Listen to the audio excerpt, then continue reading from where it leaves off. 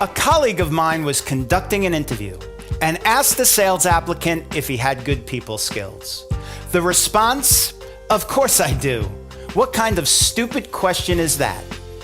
Smart people every day say and do stupid things.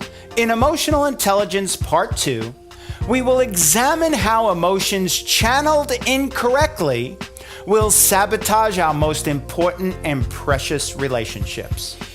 We will also discuss how various parts of the brain control our emotions and, if accessed correctly, lead to our emotional health and well-being. Years ago, a popular recognizable ad campaign was "This is your brain on drugs." A visual of an egg in a frying pan drove home this point. Bottom line, bad things happen when you're on drugs. Well, experts today will tell you that your inability to control your emotions is like driving your car into a ditch. At the blink of an eye, you know you're in deep, deep trouble. So, where does this behavior originate?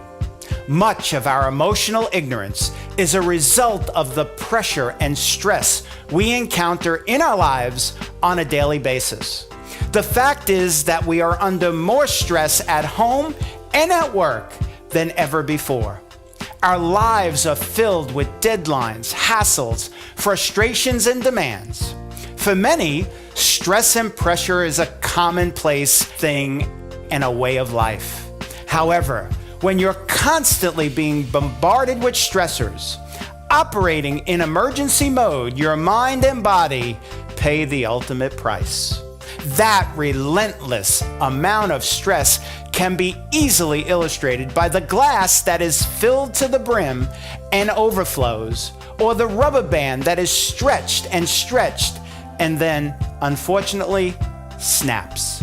For the sake of simplification, when stress occurs, we can either take a shortcut and react ignorantly without thinking, or be patient, focused, and under control and respond intelligently.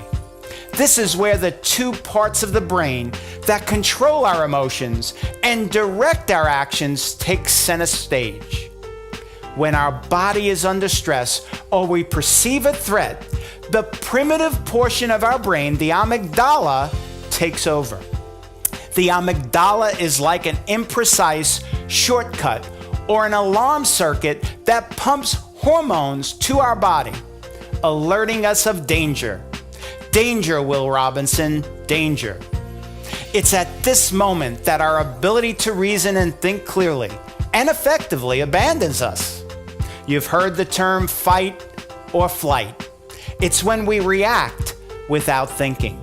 Now understand, not all behavior directed to our body by the amygdala is bad. If used correctly, it's the trigger mechanism that helps you stay alert in an emergency situation, and the reason you slam on the brakes to avoid an accident or step back onto the curb to avoid a speeding car. However, when we travel through the amygdala under pressure and stress, we're on our way to fracturing and destroying relationships. You've heard people say in emotionally charged situations, "What were you thinking?" The answer is usually, "I wasn't." So what's the answer? Learning the art of emotional intelligence that experts today agree is more important than even intellectual intelligence. Emotional intelligence is achieved by taking the long way around to a part of your brain called the frontal lobe. Here, you're tapping into and utilizing brain function that allows you to think clearly and creatively, taking into consideration your feelings and the feelings of those you're interacting with. The frontal lobe is where all of your critical and executive thinking takes place. Here is why exercising emotional intelligence is so difficult. Let's go back to my water overflowing and rubber band snapping theory. The stress episodes we encounter on a daily basis are cumulative. They're like placing one rock after another into our pockets, weighing down our thought process and clouding our emotional judgment. It's the accumulation of stress-related occurrences that leads to a reaction, or in many cases, an overreaction, resulting in damaging, life-changing events. So how do we avoid the amygdala shortcut accessing the road less traveled, the frontal lobe?